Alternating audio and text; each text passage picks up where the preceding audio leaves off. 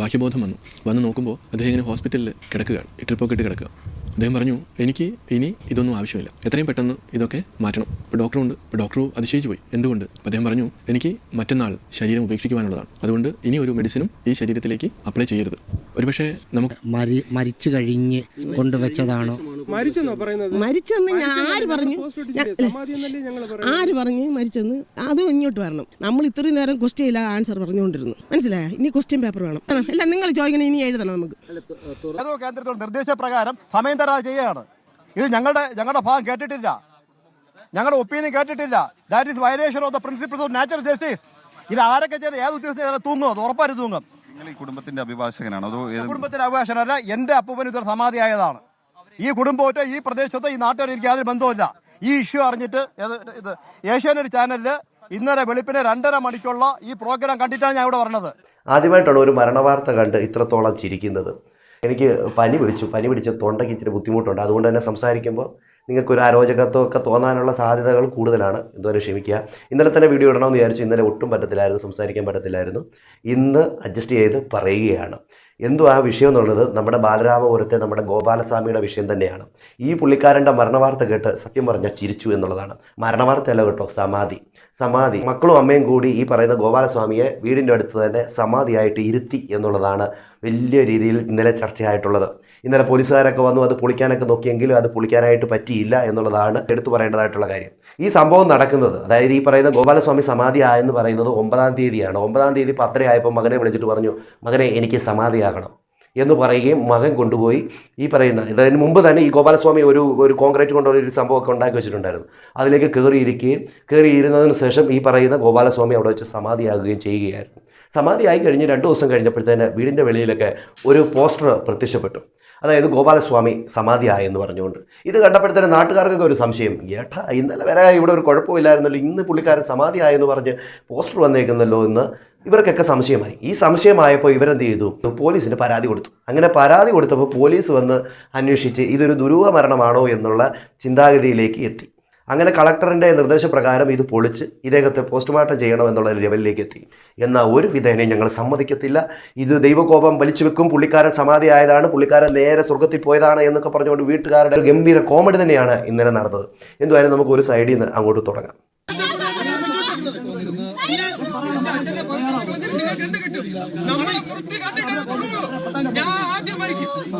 എന്റെ വൃത്തിയായിരിക്കും നിങ്ങളെല്ലാം കാണാൻ പോണത്.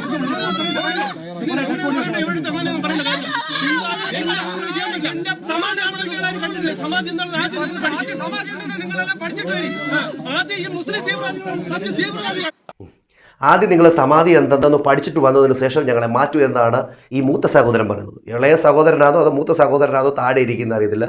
താഴെ ഇരിക്കുന്ന ആളാണ് തോന്നുന്നു മൂത്തത്.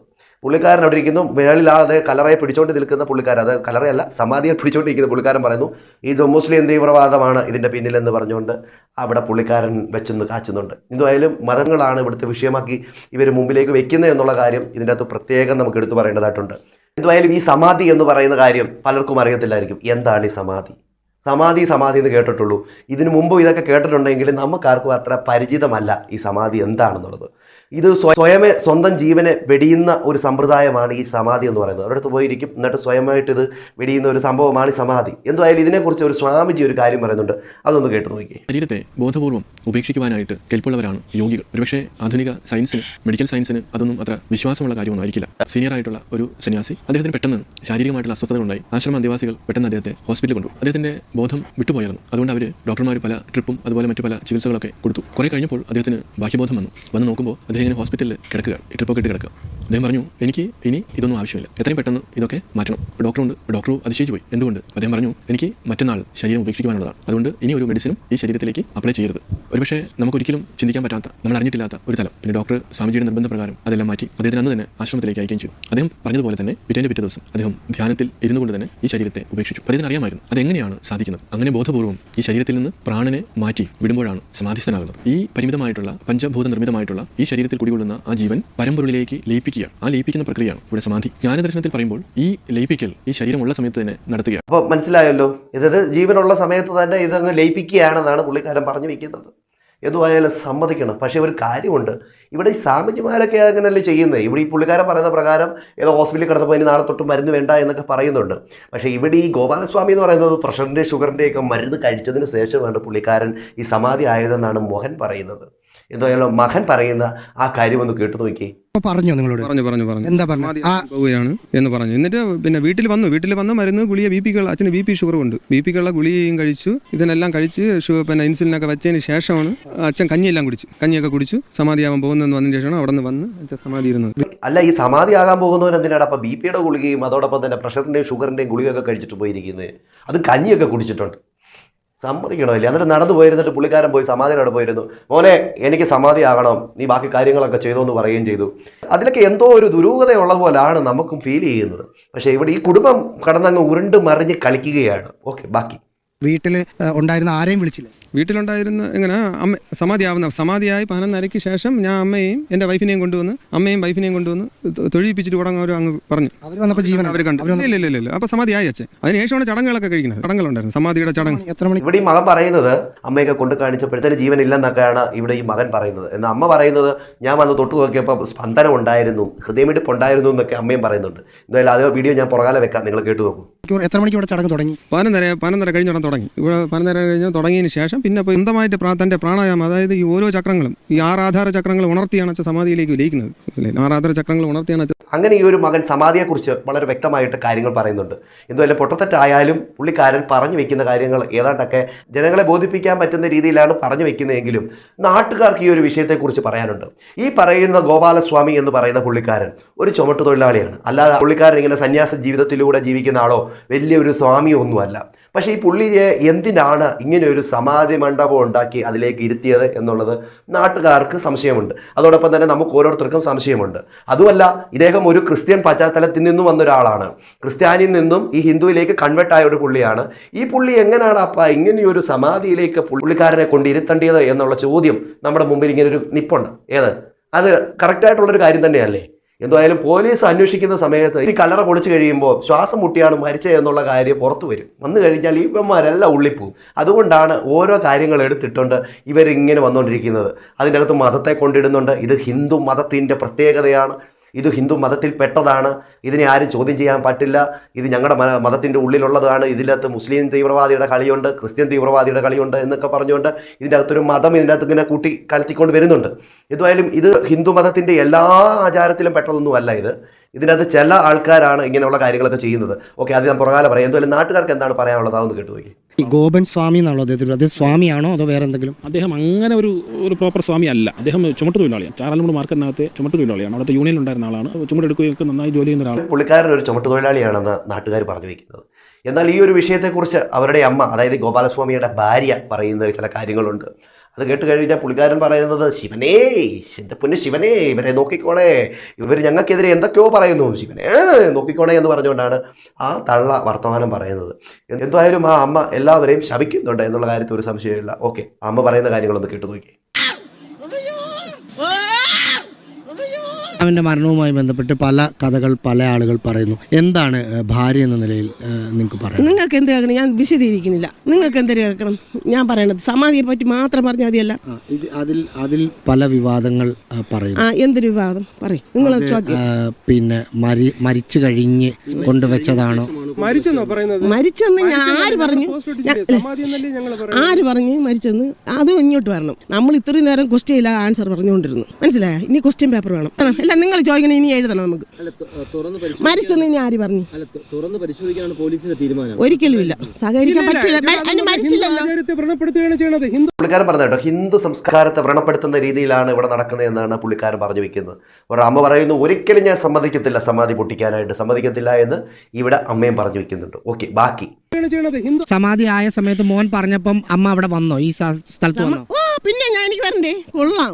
എന്റെ ഭർത്താവ് സമാധിയായി കഴിഞ്ഞിരുന്നോ? സമാധിയായി കഴിഞ്ഞ് ദേഹമല്ലോ നല്ല ചൂടായിരുന്നു. അപ്പൊ ഞങ്ങളുടെ മക്കളെ ചൂടുണ്ടല്ലോടാ. അപ്പൊ എന്റെ മോൻ മരിച്ചത്, എന്റെ അമ്മയൊക്കെ മരിച്ചത് എനിക്കറിയാം. മക്കളെ അമ്മ അവരൊക്കെ 8 മണിക്കൂർ കഴിഞ്ഞിട്ടല്ലേ ഇങ്ങനെ ദേഹം തണുക്കണത്. ഇത് അച്ഛൻ സമാധിയായ പുള്ളിക്കാരൻ സമാധിയായെന്ന് പറഞ്ഞു, പക്ഷെ ദേഹം ഒന്നും തണുത്തിട്ടൊന്നുമില്ല.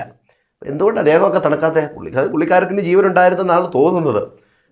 കൊള്ളാം. ബാക്കി പെട്ടെന്നൊന്നും ഞാൻ കണ്ടില്ല. ഇതെല്ലാം കണ്ടില്ലെന്ന് പറയാൻ പറ്റൂല. കാരണം ഈ ദേഹത്തിന് ചെറിയ തുടുപ്പ് നെഞ്ചിലുണ്ടായിരുന്നു. അപ്പോൾ പറഞ്ഞ് മനസ്സിലായല്ലോ, തുടുപ്പുണ്ടായിരുന്നു നെഞ്ചിൽ. ആ തുടുപ്പ് വെച്ചോണ്ടാണ് മോളി വെച്ച് അങ്ങ് മൂടിയത്. അപ്പോൾ എന്തായി? പുള്ളിക്കാരൻ ശ്വാസം മുട്ടി മരിച്ചു എന്ന രീതിയിലേക്ക് ആയിത്തീരുമെന്നുള്ള കാര്യത്തിൽ ഒരു സംശയമില്ല. അപ്പോൾ ഈ പറയുന്ന അമ്മയും അതോടൊപ്പം തന്നെ മക്കളും ഒക്കെ പെട്ടുപോകും. അതുകൊണ്ടാണ് ഇവരിത് പൊളിക്കാൻ സമ്മതിക്കാത്ത എന്നുള്ള കാര്യം ഏതാണ്ടൊക്കെ അങ്ങ് ഉറപ്പായല്ലോ. ഓക്കെ അമ്മച്ചി, ബാക്കി പോരട്ടെ. അങ്ങനെ ചെന്ന് ഞാൻ അങ്ങനെ നിന്ന് അങ്ങനെ കുറച്ച് നേരം നമസ്കാരം പറഞ്ഞുകൊണ്ടിരുന്നപ്പം പിന്നെ എല്ലാം ഇങ്ങനെ നിവർന്നിരുന്ന സമയത്ത് ഞാൻ പറഞ്ഞു, അമ്മ ഇത് അച്ഛൻ പോയതാണ്. ഇവിടെ അമ്മ പറയുന്നല്ലോ ഇങ്ങനെ നിവർന്നിരുന്നു, അപ്പോൾ പറയുന്നു അമ്മ അച്ഛൻ പോയതാണെന്നൊക്കെ. ഇതിന് മുമ്പ് മകൻ പറഞ്ഞ എന്തായിരുന്നു? സമാധി ആയിക്കഴിഞ്ഞാൽ അമ്മയൊക്കെ വന്നേന്നാ പറഞ്ഞേ. അപ്പോൾ ഇവിടെ അമ്മ പറയുന്നു, ഇവിടെ ഞാൻ ചെല്ലുമ്പോൾ ഹാർട്ട് ബീറ്റ് ഒക്കെ ഉണ്ടായിരുന്നു, അത് കഴിഞ്ഞ് കുറച്ചു നേരം കഴിഞ്ഞ് ഇങ്ങനെ നിവർന്നിരുന്നു, ശരീരത്തിൽ ചൂടുണ്ടായിരുന്നു എന്നൊക്കെയാണ് ഇവിടെ അമ്മ പറയുന്നത്. അത് കഴിഞ്ഞ് മകൻ പറയുന്നു അമ്മേ അച്ഛൻ പോയി എന്നൊക്കെ. എന്തൊക്കെയാണെന്ന് അറിയത്തില്ല, ഒന്നിനും ഒരു ഇതില്ല, അടുക്കും ചിട്ടയില്ല. അതുകൊണ്ട് തന്നെയാണ് പോലീസുകാർക്ക് സംശയമായിട്ട് വരുന്നത്. എന്തുകൊണ്ട് നാട്ടുകാർ പറയുന്നത് ഈ പുള്ളിക്കാരൻ നടക്കത്തൊന്നുമില്ലായിരുന്നു. പിന്നെ എങ്ങനെയാണ് നടക്കാത്ത ഒരു പുള്ളിക്കാരൻ ഈ പറയുന്ന ഈ സമാധിയിൽ പോയി ഇരുന്ന് മരിച്ചു എന്നൊക്കെയാണ് ഇവിടെ നാട്ടുകാർ ചോദിക്കുന്നത്. അതൊന്ന് കേട്ടു നോക്കി. ഈ ചെറുക്കൻ പറയുന്നത് പോലെ തന്നെ അച്ഛൻ നടന്നു വന്നു അതിനകത്തിരുന്നു എന്നാണ് എല്ലായിടത്തും പറയുന്നത്. പക്ഷെ നടക്കാനുള്ള സാധ്യതയില്ല. കാരണം 2 വർഷമായിട്ട് ഇയാൾ കിടപ്പ് രോഗിയാണ്. നടക്കാൻ വയ്യാത്ത ഒരാളെങ്ങനെ നടന്നു വന്നതിനകത്തിരിക്കും? ഒരു കിടപ്പ് രോഗി എങ്ങനെയാണ് നടന്നു വന്ന് ഇതിൻ്റെ അകത്ത് പോയി ഇരിക്കുന്നത് എന്നാണ് നാട്ടുകാർ ചോദിക്കുന്നത്. നാട്ടുകാരനെ കുറ്റപ്പെടുത്താൻ പറ്റുമോ? നാട്ടുകാർ നോക്കുമ്പോൾ പുള്ളിക്കാരൻ അവിടെ കിടന്നുകൊണ്ടിരുന്ന പുള്ളിക്കാരനെ എങ്ങനെ പോയിട്ട് ഇതിൻ്റെ അകത്ത് പോയി ഇരുന്നടാ എന്നുള്ളൊരു ചോദ്യം വരുത്തില്ലയോ? അത് ഈ പറയുന്ന മകൻ പറയുന്നത് അങ്ങനല്ലയോ? മകൻ പറയുന്നത് അവിടുന്ന് വന്ന് ഈ സമാധിക്കകത്തിരുന്നു, മകനെ എനിക്കിപ്പോൾ സമാധി ആകണം, നീ എൻ്റെ ശുശ്രൂഷകളൊക്കെ ചെയ്യുന്നൊക്കെ പറയുന്നു. അങ്ങനെ മകൻ എല്ലാ കാര്യങ്ങളും ചെയ്തു എന്നൊക്കെ മകനോടെ പറയുമ്പോൾ നാട്ടുകാർ നോക്കും, എടാ ഇപ്പോൾ ഇവിടെ കിടന്നുകൊണ്ടിരുന്ന ഒരുത്തൻ ഇപ്പോൾ പെട്ടെന്ന് സമാധി ആയെന്ന് പറഞ്ഞാൽ ഇതിൻ്റെ അകത്ത് എന്തോ ഒരു ദുരൂഹത ഇല്ലയോ എന്ന് ചിന്തിക്കുന്നവനെ കുറ്റപ്പെടുത്താൻ പറ്റുമോ? പറ്റത്തില്ല. എന്തുപോലെ ഈ ഒരു കാര്യം നാട്ടുകാർ പറഞ്ഞില്ലയോ? അതായത് നടക്കാൻ പറ്റത്തില്ലായിരുന്നു, കിടപ്പിലായിരുന്നു എന്നുള്ള കാര്യം. ഇത് മകനോട് ചോദിച്ചപ്പോൾ മകൻ പറയുന്ന കാര്യം അപ്പൻ നടക്കുമായിരുന്നു, അപ്പൻ നടക്കത്തില്ലെന്ന് ആരാ പറഞ്ഞേ എന്നാണ് മകൻ പറയുന്നത്. അതൊന്ന് കേട്ടു നോക്കിയേ.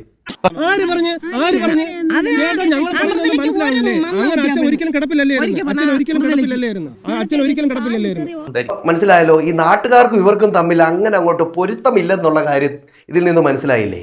എന്തൊക്കെയോ വിഷയങ്ങളും എന്തൊക്കെയോ ദുരൂഹതകളും ഒക്കെ ഇവിടെ സംഭവിച്ചിട്ടുണ്ട് എന്നുള്ള കാര്യത്തിൽ ഒരു സംശയമില്ല. എന്തായാലും അമ്മ ഇനിയും കുറച്ച് കാര്യങ്ങൾ പറയുന്നുണ്ട്, അതുകൊണ്ടൊന്ന് കേട്ടു നോക്കി. നിയമപരമായി സത്യം തെളിയിക്കണമെങ്കിൽ മൃതദേഹം എടുത്ത് പോസ്റ്റ്മോർട്ടം ഹിന്ദു ആചാരത്തെ കഴിഞ്ഞാൽ പിന്നെ കീറിയ കൊത്താണ്. പക്ഷേ ഓരോരുത്തരും ഞങ്ങൾ അടിച്ചു കൊന്നു, വിഷം കൊടുത്തു, എന്തോ എനിക്ക് അറിഞ്ഞൂടാ ശിവനെ. എല്ലാവരും തലയിൽ അടിച്ചേക്ക് നാരായണ ഗുരുസ്വാമിയൊക്കെ ഭവാനെ കൈലാസനാഥാ എൻ്റെ ഭർത്താവിൻ്റെ മുഖത്ത് തലയിലോ ഒരു കൈ ഞങ്ങൾ വച്ചില്ലേ. ആ ആത്മാവ് പോവാൻ സമയത്തിന് എൻ്റെ അച്ഛൻ കൊണ്ട് എൻ്റെ പോറ്റി വിളിച്ചപ്പം എൻ്റെ പോറ്റി ഈ അമ്മച്ചി ചിരിപ്പിച്ചു കൊല്ലുമല്ലോ. എന്തോ അഭിനയം അവരുടെ അലറലും ഒക്കെ കേട്ട് കഴിഞ്ഞിട്ട് എന്തോ ഒരു സംഭവം ഉണ്ടല്ലോ. ഈ അമ്മച്ചി ചിരിപ്പിച്ചു കൊല്ലുമെന്നാണ് തോന്നുന്നത്. എന്തൊക്കെയോ ആണോ പറയുന്നത്? കൊള്ളാം. അച്ഛാ എൻ്റെ അച്ഛൻ കൊണ്ട് എൻ്റെ പോറ്റി വിളിച്ചപ്പം എൻ്റെ പോറ്റി ഇങ്ങനെ അച്ഛാ എന്നിങ്ങനെ കെട്ടിപ്പിടിച്ച 2 കൈയും അവരെ കൈ എൻ്റെ മക്കള് എന്ന് പറഞ്ഞു. ഈ അമ്മച്ചി അടിപൊളിയാകട്ടോ. ഈ അമ്മച്ചിയെ അടുത്ത പ്രാവശ്യം കോമഡി സ്റ്റാറിൽ കൊണ്ടുപോകണം, നല്ലപോലെ അഭിനയിക്കും. കൊള്ളാം.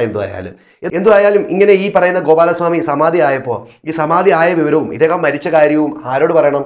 ഈ പറയുന്ന ഗോപാലസ്വാമിയുടെ ബന്ധുക്കളോട് പറയണമല്ലോ. അത് ഇവർ പറഞ്ഞില്ല. അത് പറയാത്തതിൻ്റെ കാരണം എന്തെന്ന് മീഡിയക്കാർ ചോദിച്ചപ്പോൾ ആ അമ്മച്ചി ഒരു കാര്യം പറയുന്നുണ്ട്, അതൊന്ന് കേട്ടു നോക്കി. മരിച്ച ഗോപൻ സ്വാമിയുടെ സഹോദരി ഒക്കെ ഉണ്ടല്ലോ, സഹോദരി അവരുടെ മക്കളൊക്കെ ഉണ്ടല്ലോ, അവർക്ക് എന്തായാലും ഒന്ന് അവസാനമായി ഒന്ന് കാണണമെന്നുണ്ടാവില്ല. അവര് ക്രിസ്ത്യാനി സത്യ ക്രിസ്ത്യാനിയാണ്. അവരെയൊക്കെ വിളിച്ചു നിൽക്കുമ്പോൾ അവിടെ അവരെ മുഹൂർത്തം തെറ്റാണ്. അപ്പൊ സമാധി എന്തൊരു ഫലം മോനെ, എന്തൊരു ഫലം. ശിവകാര്യങ്ങൾ മുറ പോലെ, മനസ്സിലായ പൊന്നു മക്കളെ, നമ്മൾ സത്യമാണ് പറയുന്നത്. ശിവകാര്യങ്ങൾ മുറ പോലെ എന്നാണ് ഇവിടെ അമ്മച്ചി പറയുന്നത്. എന്തായാലും മുറ പോലെ ആയിരിക്കുകയാണ് കാര്യങ്ങളുടെ കിടപ്പ്. ഇവിടെ മകൻ പറയുന്ന ഒരു കാര്യമുണ്ട്, എന്തുകൊണ്ടാണ് അവരെ വിളിക്കാത്തത് എന്ന്.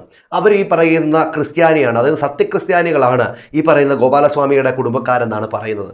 ഈ പറയുന്ന ഗോപാലസ്വാമിയും ഈ സത്യക്രിസ്ത്യാനി ആയിരുന്നു, അവിടെ നിന്ന് കൺവേർട്ടായി വന്നതാണ്. ഇത് എങ്ങനെ കൺവേർട്ടായി വന്നതാന്നുള്ളതാണ്. അതും ഒരു സ്വാമിയായി മാറിയിരിക്കുകയാണ്. എന്നിട്ടിപ്പോൾ പുള്ളി സമാധി വേറെ ആയിരിക്കുക.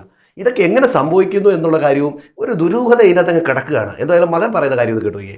എന്തുകൊണ്ടാണ് നിങ്ങൾ അത് ചെയ്യാതിരുന്നത്? സാർ, ബന്ധുക്കളെ അറിയിക്കാത്തതെന്ന് പറഞ്ഞു കഴിഞ്ഞാൽ ഞങ്ങളുടെ ബന്ധുക്കൾ എല്ലാ ക്രിസ്ത്യൻസ് ആണ്. ഞങ്ങൾ അവർ പറയുന്നതിനനുസരിച്ച് ഞങ്ങൾക്ക് നിൽക്കാൻ പറ്റത്തില്ല. നമ്മുടെ ഹിന്ദു ആചാരം അനുസരിച്ചാണ് നമ്മൾ മുന്നോട്ട് പോകാനായിട്ട് തീരുമാനിച്ചുള്ളത്. അതുകൊണ്ട് പലരുടെ അഭിപ്രായങ്ങൾ ഞങ്ങൾ കേൾക്കാൻ നിൽക്കുന്നത്. അങ്ങനെ ഇവിടെ മകൻ പറഞ്ഞ കാര്യം കേട്ടല്ലോ. മകൻ ഇവിടെ പറയുന്നത് അവർ ക്രിസ്ത്യാനികളാണ്, അതുകൊണ്ടാണ് ഞങ്ങൾ അറിയിക്കാത്തത് എന്നാണ് ഇവിടെ മകൻ പറഞ്ഞു വെക്കുന്നത്. എന്നാൽ ഈ ഒരു സമാധി പൊളിക്കില്ല എന്ന് കുറേ ഹിന്ദു സംഘടനകളും അവിടെ വന്നു കൂടിയ ചിലവന്മാരൊക്കെ വന്ന് പറഞ്ഞായിരുന്നു. അവർ വന്ന് പറഞ്ഞതിൽ ഒരാളെ നിങ്ങളൊന്ന് കണ്ടുപോയിക്കേ. അതിൽ ഒരുത്തം പറയുന്ന കാര്യം ഒന്ന് കേട്ടുപോയിക്കേ. മതവിശ്വാസങ്ങൾ ആചാരങ്ങൾ നടത്താനുള്ള അവകാശം ആർട്ടിക്കിൾ 14-17 പറയുന്നുണ്ട്. അവിടെ പരാതി ഉണ്ടെങ്കിൽ അവർക്ക് നോട്ടീസ് ഇഷ്യൂ ചെയ്ത് അവരുടെ സ്റ്റേറ്റ്മെന്റ് എടുക്കുന്നുണ്ട്. ഒരു സ്റ്റേറ്റ്മെന്റ് പോലും എടുക്കാതെ വന്നിട്ട് രാഷ്ട്രീയത്തിന്റെ പേരിൽ അതങ്ങ് പൊളിക്കാം. പിന്നെ കല്ലറ എന്ന് പറഞ്ഞൊരു തെറ്റായ ഒരു പ്രചരണമാണ് നൽകുന്നത്. അത് കല്ലറയല്ല, ആ സ്റ്റേറ്റ്മെന്റ് നിങ്ങൾ മാറ്റണം. അത് ഹിന്ദു വിശ്വാസ ആചാര പ്രകാരമുള്ള ഒരു സമാധി മണ്ഡപമാണ്. ആ ഒരു വാക്യം നിങ്ങൾ സ്റ്റേറ്റ്മെന്റ് പറയുന്ന സമയത്ത് നിങ്ങൾ പറയണം ഹിന്ദു സംഘടനകളുടെ വിശ്വാസം ആചാരത്തിന്റെ ഒരു ലംഘനമാണ് ഇവിടെ നടക്കുന്നത്. ആ ഒരു കാര്യത്തിലേക്ക് ഹിന്ദു സംഘടന എന്ന നിലയിൽ നമ്മൾ അതിനൊരു ഇടപെടൽ നടത്തുന്നുണ്ട്. ഞങ്ങൾ ഇതിൽ പരാതി നൽകുന്നുണ്ട്. ഇതൊരു ആചാര ലംഘനമാണ്. ധനുമാസത്തിലെ തിരുവാതിരയാണ് ഇന്ന്. അവിടെ ശിവന്റെ പ്രതിഷ്ഠയുള്ള സ്ഥലമാണ്. ആ ക്ഷേത്രത്തിൽ അവിടെ ആചാരങ്ങൾ വിശ്വാസങ്ങളുടെ ഭാഗമായിട്ട് പൂജ നടക്കുന്ന ഒരു ദിവസമാണ്. ആചാര ലംഘനത്തിനാണ് നോട്ടീസ് പോലും ഇഷ്യൂ ചെയ്യാതെ അവിടെ ഒരു നടപടിയുടെ ഭാഗമായിട്ട് പോലീസിന്റെ ഭാഗത്ത് ഉണ്ടായത്. അത് തികച്ചും നീതി നിഷേധം. അങ്ങനെ ഇവിടെ അവരെ സപ്പോർട്ട് ചെയ്യാൻ വന്ന ഈ പുള്ളിക്കാരൻ പറയുന്നു അത് നീതി നിഷേധമാണെന്ന് പറയുന്നു. അത് ഹിന്ദു സംസ്കാരത്തിനെതിരായിട്ട് ചെയ്യുന്ന കാര്യമാണെന്നൊക്കെ പറഞ്ഞ് അവരെ സപ്പോർട്ട് ചെയ്തുകൊണ്ട് അവിടെ വർത്തമാനം പറയുന്നുണ്ട്. ഇങ്ങനെയുള്ള കുറേ പേരാണ് ഇവരെ ഇങ്ങനെ സപ്പോർട്ട് ചെയ്തുകൊണ്ട് മുമ്പോട്ട് വരുന്നത്. അതുകൊണ്ട് തന്നെയാണ് അവിടെ ഇന്നലെ കല്ലറ പൊളിക്കുവാനായിട്ട് പറ്റാതായി പോയത്. എന്നാൽ ഇതിൻ്റെ ഇടയിൽ ഒരു പുള്ളിക്കാരൻ വന്ന് പറഞ്ഞിരുന്നു, പുള്ളിക്കാരൻ്റെ മുത്തച്ഛനും ഇതുപോലെ സമാധി ആയിട്ടുള്ളതാണ്, നിങ്ങൾക്ക് ഈ സമാധിയെക്കുറിച്ച് കൃത്യമായിട്ട് അറിയത്തില്ല എന്നൊക്കെയാണ് ആ പുള്ളിക്കാരൻ വന്ന് പറയുന്നത്. എന്തായാലും ആ പുള്ളിക്കാരൻ പറയുന്ന കാര്യം ഒന്ന് കേട്ടു നോക്കിയേ. ഇനി ആ പുള്ളിക്കാരൻ്റെ കല്ലറയിൽ പൊളിക്കേണ്ട അവസ്ഥ വരുമോ എന്ന് അറിയത്തില്ല. എന്തായാലും നോക്കാം. പെട്ടെന്ന് സാധ്യതയൊന്നുമില്ല. ആ പെട്ടെന്ന് സാധ്യത ഇല്ലാതാക്കാൻ വേണ്ടി ഏതോ കേന്ദ്രത്തിലുള്ള നിർദ്ദേശപ്രകാരം സമയം തരാതെ ചെയ്യുകയാണ്.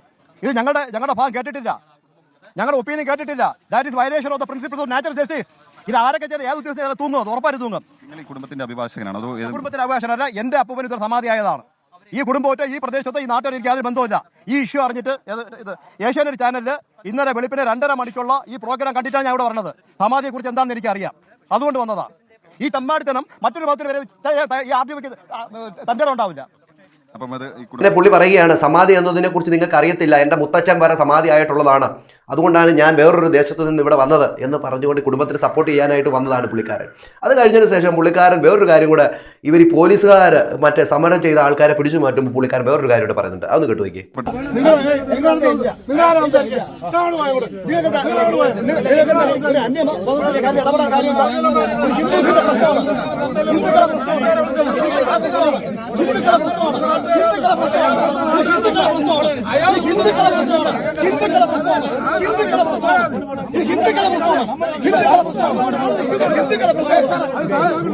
അവിടെ പുള്ളിക്കാരൻ പറഞ്ഞു വെക്കുന്നത് കണ്ടോ, ഇവിടെ അന്യമതസ്ഥർക്ക് എന്താണ് വിഷയം, ഇത് ഹിന്ദുക്കളുടെ വിഷയമാണ്